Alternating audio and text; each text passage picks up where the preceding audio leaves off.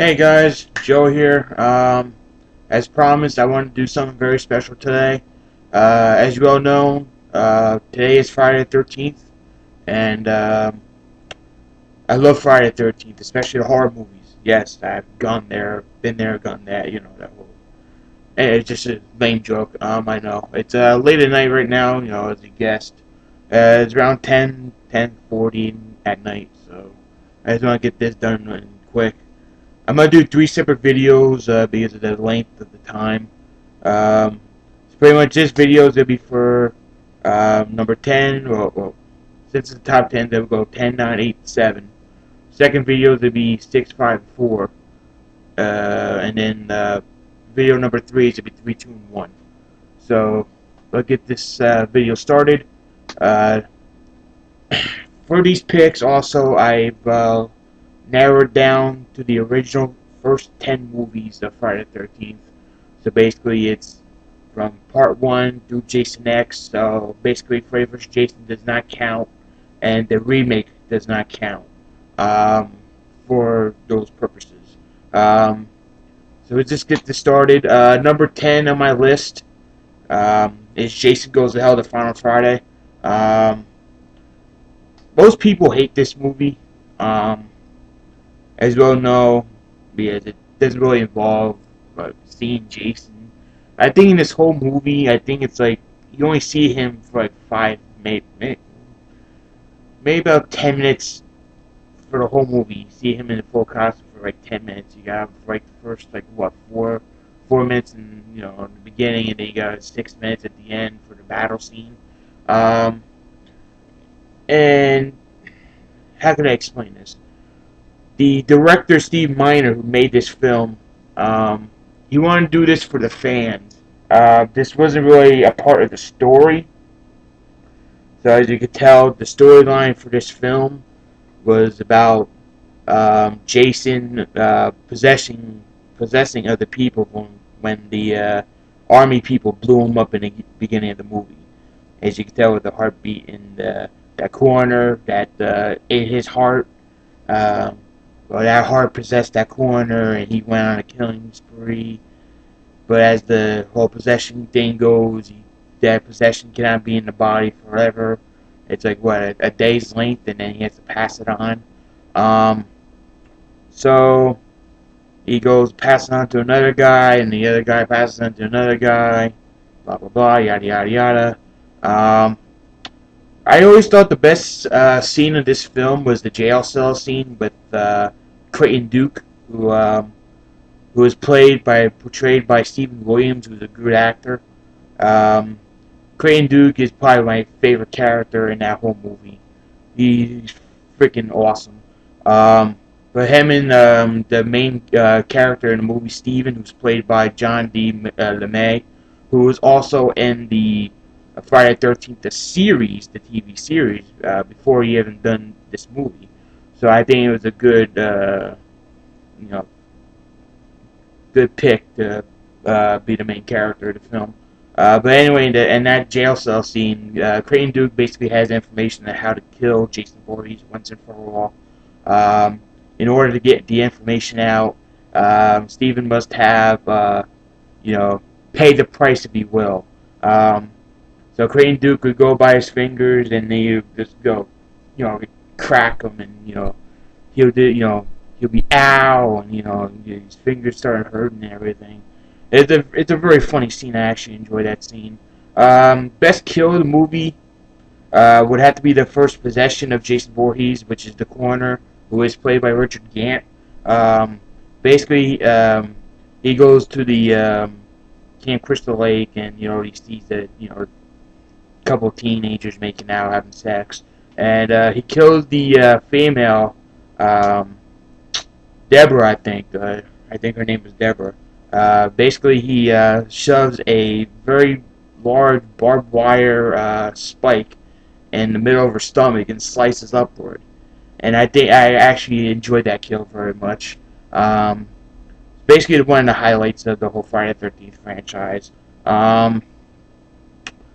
Basically, another it was actually a good idea to put something from another movie into this movie, was it the Necronomicon, which is that book from the Evil Dead series.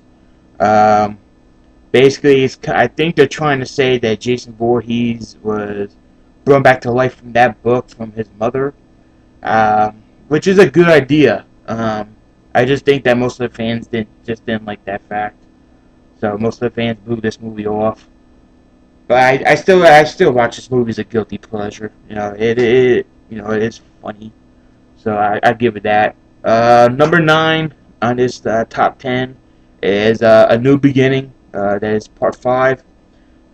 Basically, let's see, how can I explain this? This is probably one of the only movies of the Friday the 13th that really didn't involve Jason at all, besides the original movie until the ending. But this really involved the character Tommy Jarvis, who's portrayed by John Shepard. Wasn't he the guy in the Christmas Story? I'm not that sure. Maybe another Shepard I'm thinking of.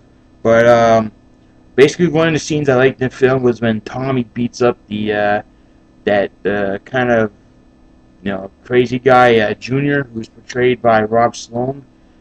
He beats him up at the trailer park while another main character, Pam, and Reggie, I think his name was Reggie Reckless. They went to the trailer park to visit Reggie's cousin.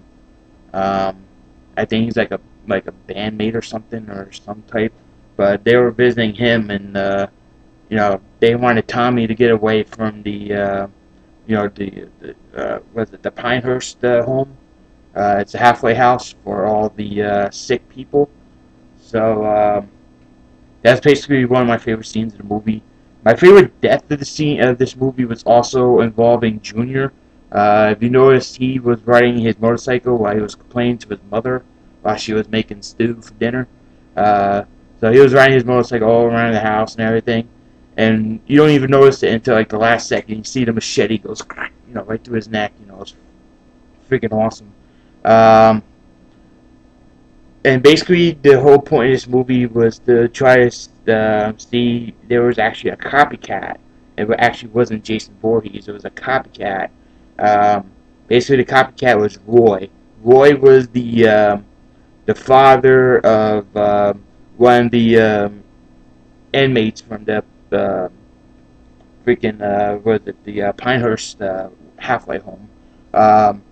One of the members was Joey. He was killed by Vic with an axe, and he saw his death. Well, he didn't really see how it happened, but he saw the axe in his son, and that kind of got him crazy, and that's how he got the whole Jason Voorhees copycat. It's an alright film. It just lowered my ranking, but it's a good film, actually. Just not one of the better ones. Number 8 in my top 10 is Jason Takes Manhattan. Go figure, part 8. Number 8. Another joke aside. Basically, I know they wanted to try to do something different. They wanted to take it out from Crystal Lake. Problem is, it kind of didn't work out for me. Basically, because they put, third or fourth of the movie, most of the film was done on the SS Lazarus, which was a party boat. Basically, it's about a whole bunch of students graduating high school or college, whatever it was. They had a party for them on the boat, and then they're going to see the Statue of Liberty. Basically, one of the favorite scenes I have in this movie was the boxing match that happened on the rooftop in Manhattan between Jason Voorhees and Julius, who was portrayed by V.C. Dupree. Basically, they fought once before in the party boat, and basically Jason knocked him in the water, but he survived. And that's where the bigger battle happened on the rooftop. And Julius tried his best, but Jason just needed one shot. And basically, his head went off the rooftop into a dumpster, which is basically my favorite kill of the movie. So go figure. There was a lot of good actors in this movie, though. I mean, you didn't notice Kelly Hu was one of the girls in who was hanging out with the other one. Well, I wouldn't say a main character, but Kelly Hu was a good. She's a good actress. She was in Scorpion King. Um, Another good film. Go figure. But Eva's character, which is Kelly Hu, she hangs out with the other girl who gets high. Her name is Tamara, who was portrayed by Shelley Martin. Don't really know much about her, but I'm just getting the names out. Um, Basically, this party boat really didn't survive, if you will, because Jason Voorhees came back to life. If you saw Part 7, at the end of Part 7, Jason Voorhees was back under the lake. And beginning of Part 8, this whole another little, it's a little party boat. It's a little, one of the little boats, and boat. It was electric. It was lightning bolt hit one of the pipes, and the electricity got Jason Voorhees alive again, and he killed a couple of people in that little boat. And then he started a bigger boat, which is the SS Lazarus, and yada yada yada. The whole attack happened on the SS Lazarus, and most of the people had to get off. And there was only a couple survivors, which was Rennie, who was portrayed by Jensen Daggett. Don't really know much about her. And Sean was portrayed by Scott Reeves. Don't really know don't know nothing about him. But yeah, that's number 8 on my top 10. And the rank number 7 is the original Friday the 13th.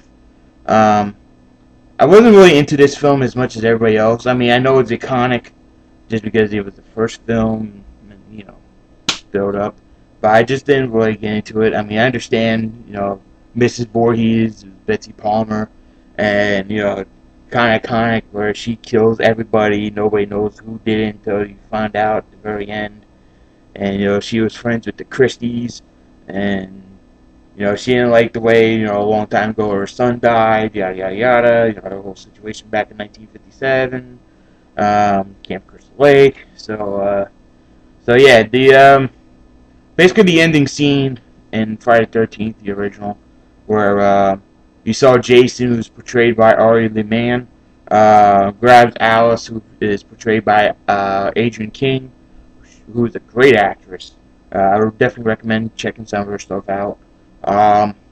Basically, he pulls her down the lake, and it's basically a hallucination at the end. She's like, "Where's the boy?" And the cop's like, "What boy?"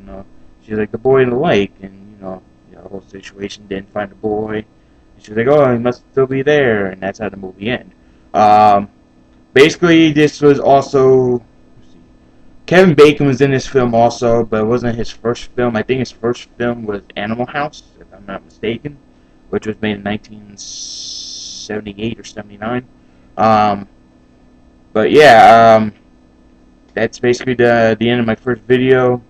I had to keep it under 15 minutes because I'm not really partnered with YouTube yet, so that's why I had to cut it down. So I'll see you guys in a few minutes for my part 2 or the top 10. And we're clear.